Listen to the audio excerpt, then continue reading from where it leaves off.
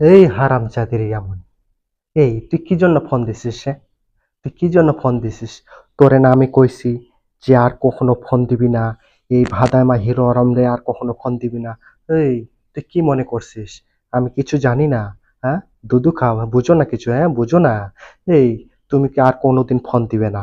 যদি আর কখনো ফোন দিছিস তাহলে তোরে আমি দেখা নেবো।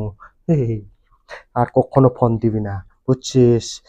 যে বাবা, যে বাবা দিনের পর দিন কষ্ট করে আমার মতো ভাতাই বা হিরো আলমকে বড় করেছে, যে বাবা নিজে না খেয়ে, নিজে আলু সিদ্ধ খেয়ে আমার মতন ভাদাইমা হিরো আলমকে এক মুষ্ট ভাত, একটু কাঁচা লঙ্কা আর একটা পেঁয়াজ দিয়ে খাইয়ে খাইয়ে বড় করেছে, যে বাবা ডিম সিদ্ধ করে টাকা জোগাড় করিয়ে আমার মতো হিরো আলমকে পড়াশোনার টাকা জুগিয়েছে, সেই বাবা আজকে হসপিটালে, সেই বাবা আজকে মৃত্যুশয্যায়।